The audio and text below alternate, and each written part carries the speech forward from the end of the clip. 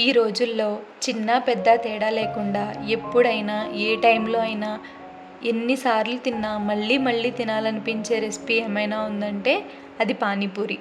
Hi hello నమస్తే అండి, welcome to my YouTube channel మీతో నా మాట. ఎలా ఉన్నారండి అందరూ? నేనైతే చాలా బాగున్నాను. మీరందరూ చాలా బాగుండాలని మనస్ఫూర్తిగా కోరుకుంటున్నాను. పానీపూరిలో మెయిన్ ఇంగ్రీడియంట్ ఏమైనా ఉందంటే అది చాట్ కాదు, అలాగే పూరి కాదండి, ఈ వాటర్ వల్ల మంచి టేస్ట్ వస్తుంది. దానికోసం మనం కొత్తిమీర పుదీనా ఈక్వల్ క్వాంటిటీస్లో తీసుకోవాలండి. అలాగే చిల్లీస్ వేసుకుని దీన్ని ఫైన్ పేస్ట్ కింద చేసుకోవాలి. ముందుగానే చింతపండుని నానబెట్టుకుని పక్కన పెట్టుకోవాలి. ఆ వాటర్ అలాగే నార్మల్ వాటర్ వేసుకుని ఈ పానీపూరి వాటర్ని ప్రిపేర్ చేసుకుంటాం. ఎంత క్వాంటిటీ కావాలో అంత వాటర్ మిక్స్ చేసేసుకున్న తర్వాత మనము మన టేస్ట్కి తగినంత సాల్ట్ యాడ్ చేసుకుని ఇది పక్కన పెట్టేసుకోవాలండి. మనం పానీపూరి చేసుకోవాలనుకున్నా, చాట్ చేసుకోవాలనుకున్నా బఠానీని మార్నింగే నానబెట్టుకోవాలి.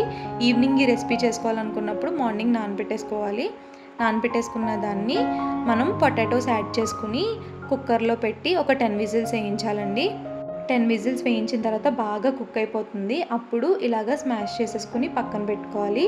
ఇప్పుడు చాట్ ప్రిపేర్ చేసుకోవాలండి. చాట్ ప్రిపేర్ చేసుకోవడం కోసం ఆనియన్స్ అలాగే టొమాటో యూస్ చేసుకుంటాము.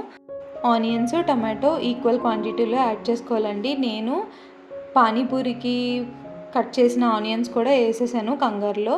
అలా కాకుండా ఆనియన్స్ చాలా తక్కువ వేసుకోవాలి. అలాగే టమాటో కూడా వేసుకున్న తర్వాత వీటిని బాగా పచ్చివాసన పోయేదాకా మగ్గిన తర్వాత అల్లం వెల్లుల్లి పేస్ట్ యాడ్ చేసుకుని ఇది కూడా బాగా కుక్ అవనివ్వాలండి. ఇది కుక్ అయిన తర్వాత స్మాషర్తో దీన్ని బాగా స్మాష్ చేయండి.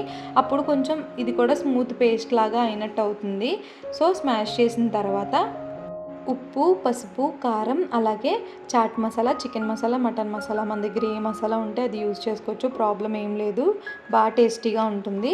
అలాగే సాల్ట్ని కొంచెం చూసుకుని అడ్జస్ట్ చేసుకుని వేసుకోవాలండి. ఎందుకంటే మనం పానీపూరి వాటర్ చేసుకున్నప్పుడు అలాగే బఠానీని కుక్ చేసుకున్నప్పుడు కొంచెం సాల్ట్ వేసుకుంటాం కదా, సో మనకి ముందుగానే చూసుకుని వేసుకోవాలండి. లేదంటే సాల్ట్ ఎక్కువైపోతే అస్సలు తినలేము.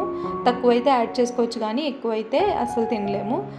ఇలా కుక్ అయిన తర్వాత కొంచెం వాటర్ యాడ్ చేసుకుని అది కొంచెం కర్రీ గ్రేవీ టైప్లో అయిన తర్వాత మనం ముందుగానే స్మాష్ చేసి పెట్టుకున్న బఠానీని ఇందులో యాడ్ చేసేసుకుని బాగా మిక్స్ చేసి వాటర్ తగినంత వేసుకోవాలండి. మనం ఒక్కళ్ళమే తినాలి అన్నప్పుడు ఇంత ప్రాసెస్ చేసుకుని మనం చేసుకోవాల్సిన అవసరం లేదండి. మన కజిన్స్ కానీ లేదా ఫ్రెండ్స్ కానీ మీట్ అయినప్పుడు బయటికి వెళ్ళకుండా ఇలా ఇంట్లోనే అందరం కలిసి ఇలా కుక్ చేసుకుంటే చాలా బాగుంటుంది. ఇంట్లోనే హైజీనిక్గా పానీపూరిని చేసుకుని తినొచ్చు. అంతే అండి. ఇలాగా బాగా మిక్స్ చేసిన తర్వాత వాటర్ యాడ్ చేసుకుని లో టు మీడియం ఫ్లేమ్లో కుక్ చేయడమే.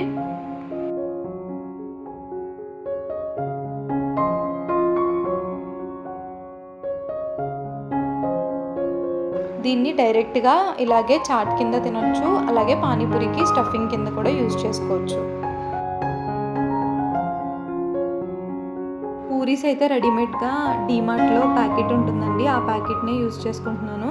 మళ్ళీ ఆ పూరీస్ చేయాలంటే పెద్ద ప్రాసెస్ ఉంటుంది కాబట్టి రెడీమేడ్గా ఉన్న పానీపూరి ప్యాకెట్ ఉంటుంది కదా, దాన్ని తెచ్చుకుని దాన్ని ఫ్రై చేసుకుని ఇలా యూజ్ చేసుకోవచ్చు. చాలా టేస్టీగా ఉంటుంది. ఈసారి మీరు కూడా ఇలాగే ఇంట్లో ట్రై చేయండి. ట్రై చేసిన తర్వాత టేస్ట్ ఎలా ఉందో తప్పకుండా కమెంట్ సెక్షన్లో కమెంట్ చేయండి. ఈ వీడియో కనుక మీకు నచ్చినట్టయితే లైక్ చేసి షేర్ చేయండి. అలాగే మీకు ఇన్ఫర్మేటివ్గా అనిపిస్తే కనుక సబ్స్క్రైబ్ చేయండి. Thank you for watching.